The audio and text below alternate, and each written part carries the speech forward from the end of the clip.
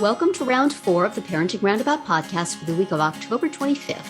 I'm Terri Morrow, and I'm here with Nicole Eridix. Hello. And Catherine Haleko. Hello. As moms of teens and young adults, we've survived those little kid days, yet we're still rethinking the decisions we've made all through our kids' lives and worrying about what's going on right now. Today's Thursday, which means it's time to give in to our obsessing. And today we're obsessing about Halloween decorations, or maybe about how obsessed other people are with decorating for Halloween. We have one pair of streets near us where the people go all out. And if we take a walk around there, we notice, there's sound, there's inflatables, there's moving parts. They're just super duper into it.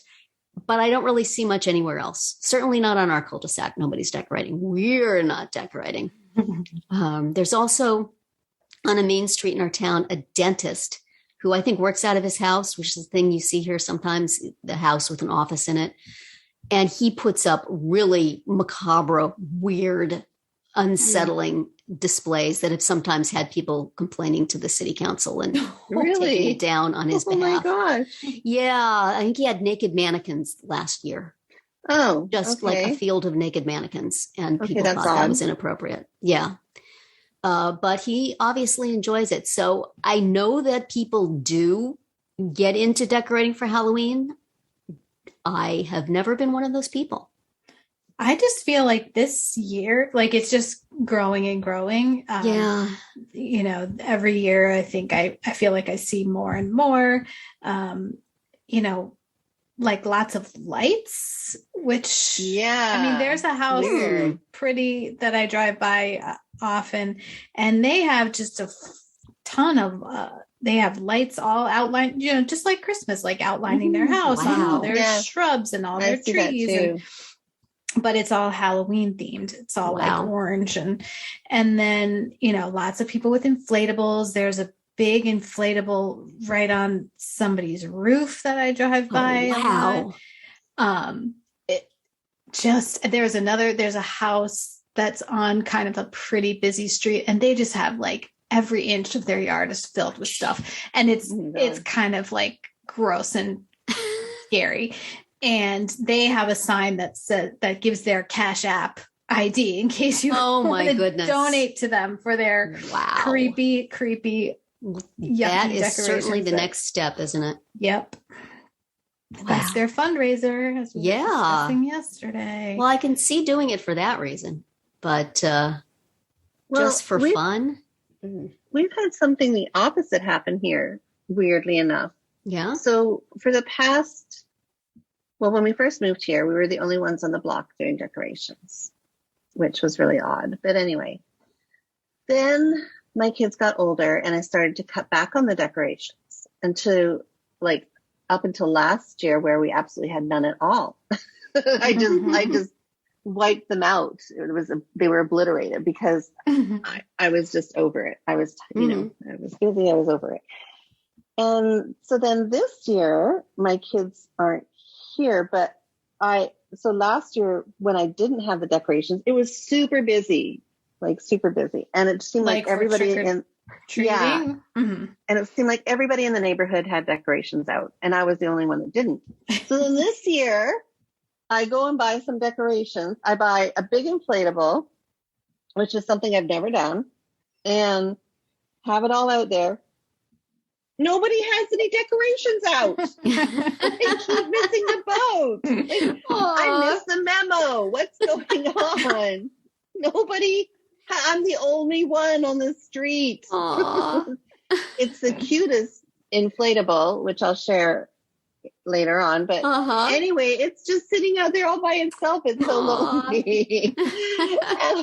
And so the year that I go all out, even my kids are like, wow, you never bought decorations like that when we were younger. Right. So the year that I go all out, nobody else is doing it.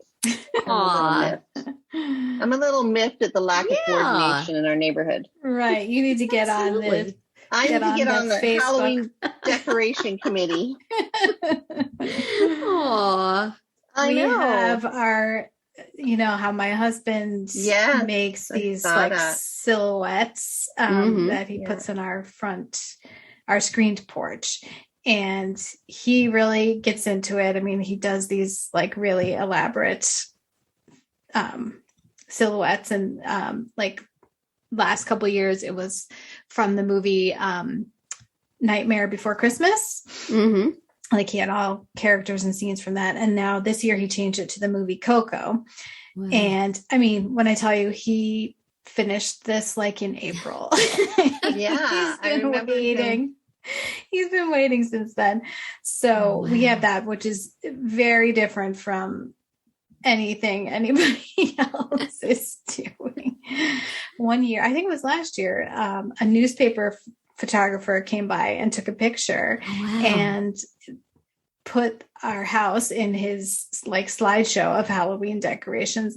And it was just like everybody else was either giant inflatables or just really creepy, gory, scary.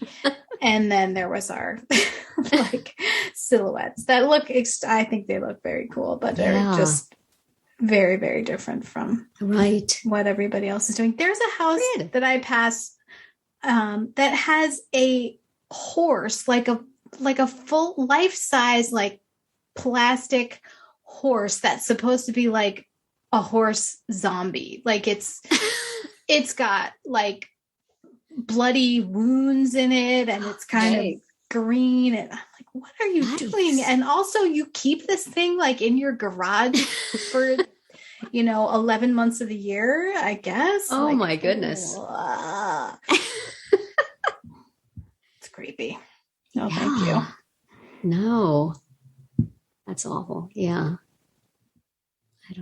I try to think how much time you would have on your hands to do some of these really elaborate ones, and then taking it down.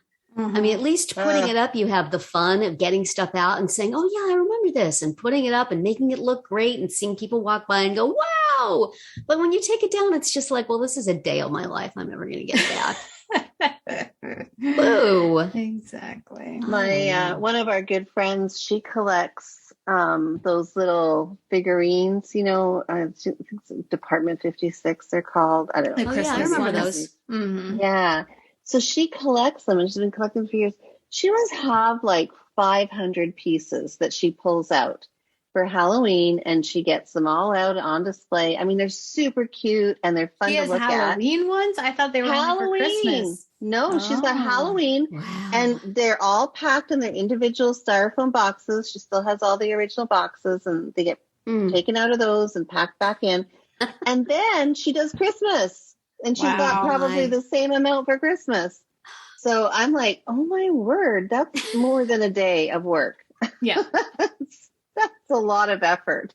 And I thought, oh, that's so cute. I could do that. And I'm like, no, I didn't want to do that. Because my poor nativity scene, it hasn't even lasted. I can't even be bothered to pull out Mary, Joseph, and Jesus. Just God.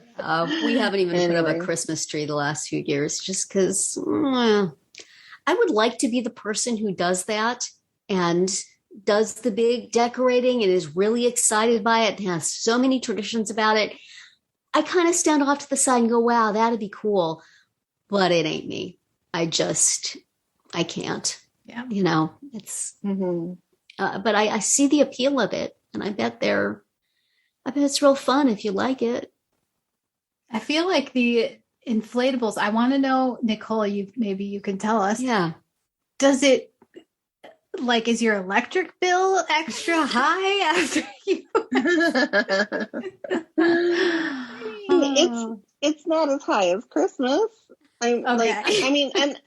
Christmas isn't unusual. I mean, it's maybe like just slightly elevated. It's nothing that's been onerous. Yeah. Right. So, because like right now we just have the one, and it's a tiny little fan that's running. It would be like, running a fridge or something. It's just a little fan that runs it. And and then a couple of the other ones are battery operated, so they don't even draw the electricity. And I don't notice it too bad. I mean, we definitely notice, like, for Christmas, for so many years, we would not be home at Thanksgiving. Like we would be traveling to wherever, and we would come back from Thanksgiving from being away, and everyone had their Christmas lights out. Yeah. Because they would do, while it's still maybe a little bit warmer, is the time you got to do it. And we would always feel like we were behind the 8 ball because we've been gone. We didn't have a chance. Right. How quickly after Halloween do you have to take down those Halloween decorations? I mean, especially these people with the huge involved setups. Because like Christmas, okay, you can leave it up a while after Christmas because there's New Year's. So that whole week between Christmas and New Year's is still kind of Christmas. And even after that, it's still winter. So if you have a wintry thing, a snow globe, that's probably cool. But man, the day after Halloween, nobody wants to see that stuff anymore. Yeah, that's go. Over. You have to like be taking it down once the trick-or-treaters leave. Ours, because it's from the movie Coco, that's about the Day of the Dead, which is November 1st. There you go. So we get one extra day out of ours. And I have to tell you, literally, like while we're talking, my mom just texted 3 pictures labeled Halloween in Napa. And it's skeletons having a little wine tasting. Oh, of course it is. That's so funny. Skeletons sitting on some kind of a bench, and they are drinking wine. So yeah, I feel like here the Halloween decorations, I used to take them down the same night. Just pull them down that night when everybody was gone. They need to come down ASAP. Yeah, but well, Nicole's the person who throws away her Christmas tree like on at noon on Christmas Day, aren't you? Yeah. Leave it up till Valentine's Day and just hang hearts on it. Yeah. I said 1 year I'm just gonna hang different holiday items off it and just say it's a holiday bush. When somebody I know, she has like 3 Christmas trees that she has decorated. She doesn't even take the Christmas tree decorations off. She leaves the tree up with the decorations, puts it in the garage, throws a sheet over it, and then that's it. And waits till next year. Oh, woman after my own heart. Isn't that I like so it. efficient? I know. That's a good call.